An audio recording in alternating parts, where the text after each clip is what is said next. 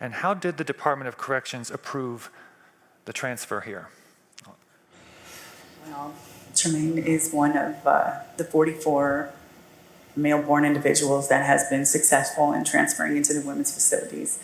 Out of 95,600 people, one of the members of the mental health community in the California Department of Corrections said that Tremaine ranks number 10 in the top 10 worst inmates in all of California, who is one of the most manipulative and sick individuals. And for this person to be prioritized, for this person to have access to a giant pool of vulnerable victims is, one of the biggest female human rights crisis that I've seen in my lifetime. I think this was the biggest step backwards in women's rights in, this century.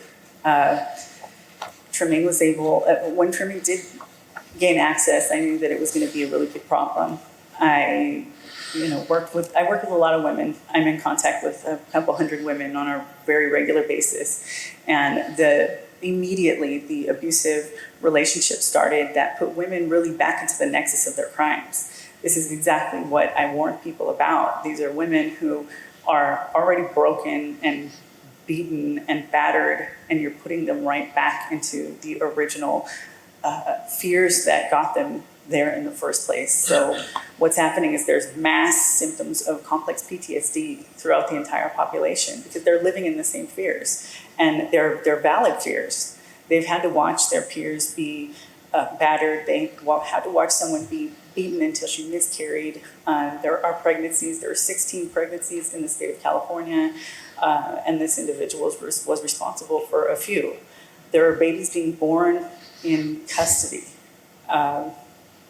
And as angry as I want to be, and as much as you naturally feel disgust and hatred toward this person, I don't hate this person. I really hate what this person does.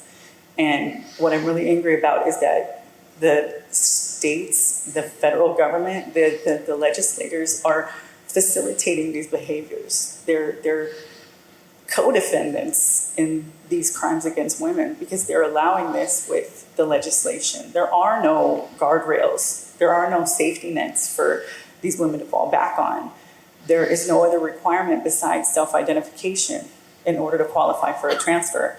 And you might think that this is far removed from your home state or any state in general. It's just crazy California, but this is federal legislation as well. There's a standard called the Prison Rape Elimination Act.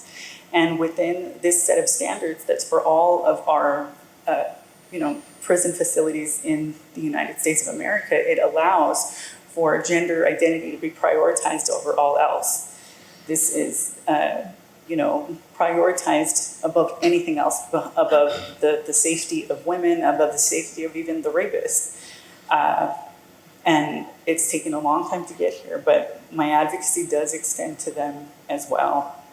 I never really thought I would be in a position where I say something like that because it's very unnatural, but they wouldn't be allowed to do these things if there were measures in place that would stop them from doing so.